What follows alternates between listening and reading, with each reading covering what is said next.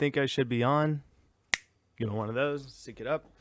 All right, my name is Eric Bartolowitz. I've really enjoyed this class so far this semester. I took a lot of classes and my attention was kind of diverted at times, but every time that I came back to this class, I found it very easy to sink into the material and just kind of enjoy what it was that we were learning. I am also excited that this was our video project because I sort of throughout the semester and inspired by this class started doing my own art project sort of where I'm taking video of my surf clips and making my own music and creating edits and trying to use the music to follow kind of like the overall vibe, if you will, of the surf clip.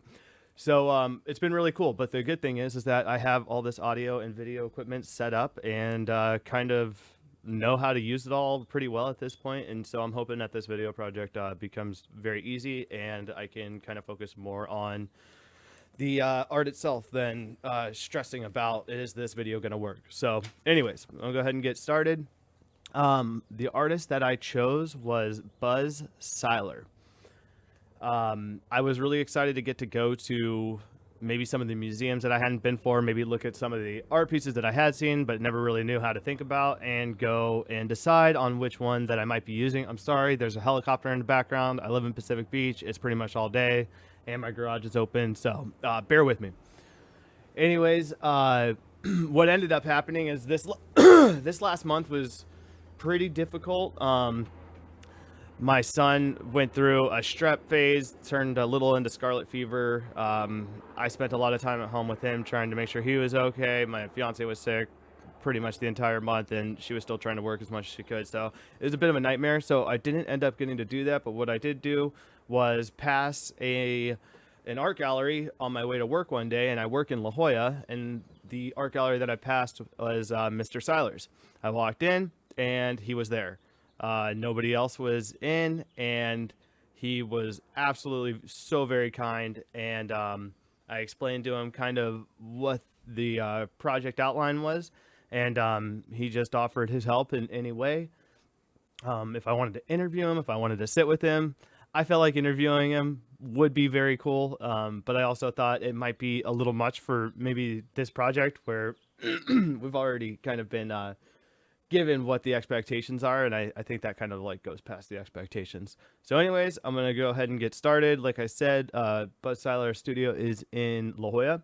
He also has one in Temecula, Paris, and Portland, whereas those aren't necessarily his, but it's a Buzz Siler featured gallery, and those are usually hosted by friends of his that are very close, and he might host pictures of theirs or paintings of theirs at the same time.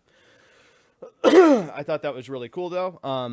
One other little tidbit that I thought was pretty neat is that he's also an inventor. He invented a video game in 1992 called Terrace. I haven't found it yet. I'm going to. I don't want to ask him about it. I want to beat it and then talk to him about it. Anyways, he was also on Star Trek during the Next Generation era. I don't know my Star Trek, so that might be wrong. Anyways, now I'm going to probably be putting up a lot of pictures because I really want maybe the overall aesthetic of his to shine through, although I am going to focus on one painting individual. Now, for the most part, all of his work is oil on canvas. When I was speaking to Mr. Siler, I was probably throwing words out that I don't fully understand the meaning, and even after taking this class, the vocabulary still kind of gets tossed around in your head, and sometimes I'll reference this to that or that to this. But I like to think he's somewhere in between this like impressionist, realism, and minimalist, with a touch of abstract as like a main style for what he accomplishes with his paintings. When I did talk to him, one of the things that Mr. Siler was most excited about was the ability for him to send his works in. And these are large scale works, some of them larger than others, to the point where he has suspension hoists that hold him over his painting while he's doing his brush strokes. And I think that he likes those large pieces because that texture is so important to him. You'll see throughout his works. You might not be able to see the 3D, form of it, but I think you'll be able to tell that there is a lot of texture placed into the work and that it is very intentional. So, anyways, one of the things Mr. Siler was extremely excited about was the ability to send his paintings into this company that can do a 3D scan of it and then replicate the scan with oil paint. So you're no longer just doing a maybe carbon printing or, just getting a likeness of a painting. What you're actually able to do is recreate the oil on the canvas. It feels almost human. And then what else is very cool about this is that if there's a particular series, think like Andy Warhol, where he'll use the different colors to kind of make a composition of the same picture and then collage that together.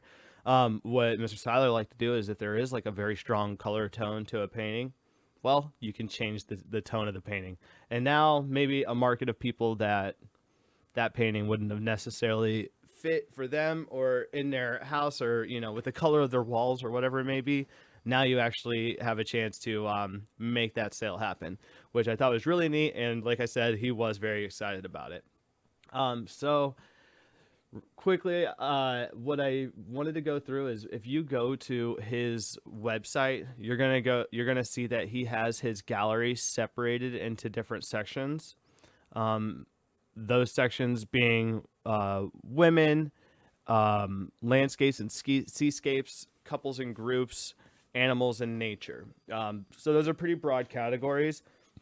But what I will say is that when I was at the art gallery, I would never have known that he painted anything other than women. He definitely has a strong aesthetic type, and he has perfected it. And it's really impressive. So the category that I'll focus on the most is going to be women. What I found really interesting is that as kind of post-impressionist as these paintings are, if you look solely at the face of the women from piece to piece, you'll see the similarities. And to me, that almost points at some sort of portrait. And Mr. Siler he told me that he appreciated that I picked up on that because really it's 4 models that he's used over the years that are very good friends of his. And he said that he had to dedicate so much time to being able to make the expressions and make the faces that he wanted to make without using strokes he didn't want to use. And I thought that was really, really impressive because you'll see if you look through some of his other works, all the faces in his paintings are very similar with very similar expressions. To me, this is the realism aspect of it, especially because he doesn't busy the face with too much detail from his own strokes. You'll see that a lot of the times it's the lack of color that is providing the depth of the painting. So like maybe you're painting with dark on the light canvas. That dark being maybe the raised surface as opposed to the shadow surface that you would normally see. So you'll see that throughout a lot of his pieces. Now the piece that I chose because Mr. Siler said it was his favorite. I will caveat that with there was one other painting that I don't have a picture of, and if I can get a picture of it, which I will probably have to purchase, I'll go ahead and add it onto the video and re-upload it because Mr. Siler had a very good story to it. But anyways, the painting that we're going to be looking at, this is his favorite one. It's not named. If you're on the website, it's 16:243, and of course I'll be putting pictures up behind the audio here when I'm done.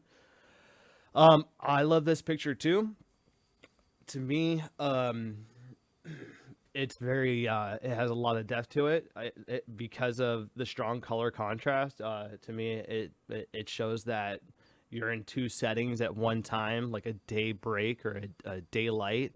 I love that, especially in surfing. A lot of daylight surfing, like that dawn surfing. It's beautiful. So you have such like a bright, very lively like color pattern on the left, and then on the right, it's kind of fading away, and it almost looks like it's fading away into something maybe dark, or I'm not sure. I also love the color tones. To me, this has a lot of what I've seen before from like Asian, ancient Asian color schemes, where this like paintings that might have been on pottery or something, like that yellow and clay color, that terracotta, that just screams kind of uh, Asian, Western Asian, Eastern, Eastern Asian. Sorry, but very cool nonetheless. And I think this painting perfectly exemplifies the use of texture. If you look through the flowing hair, I think that you'll also be able to tell, even with only the 2D photo, that there is like a massive amount of texture being provided by the oil, and it really brings and it surrounds the face. And the face, like I said, is kind of where I get this like realism, this portrait. He does such a good job recreating these that to me it almost is separate from the rest of the painting. But then you surround it by first off this bright crazy color contrast, and then the black hair being as textured as it is, it draws you to that point in the picture. And you'll see it almost dissipates as you move towards the outside of the picture. The one exception being that top left corner where you have the sunlight. Everything else is kind of being whisked away from that point. You can see the makings of the dress on her, but at that point it's almost wisped away, so much so that you can barely make out that maybe that is the dress. Looks like she's dancing. At first, you might not think that that's her arm on the right up. And I think when you do realize that, it kind of almost becomes ancient. It reminds me of like a celebration of harvest, especially with that color scheme that it does have. Very, very, very cool painting, and especially in person, and especially at scale.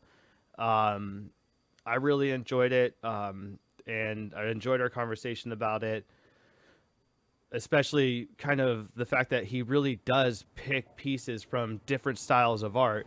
I think that looking through the rest of his gallery, although he has a style, I think he's very hesitant to ever say like I'm a post-impressionist artist, or I'm a minimalist artist, or I'm this. I think that he is always trying to blur the lines between these, and it is definitely something that is very cool, very inventive, especially for somebody that's an artist and an inventor. I would expect nothing less. But also awesome that he's found success with these paintings, and some paintings have sold for upwards of $30,000. So very, very cool, very great, man. I'm looking forward to getting to talk to him more, but I'm excited to get to share this with the class. And thank you guys.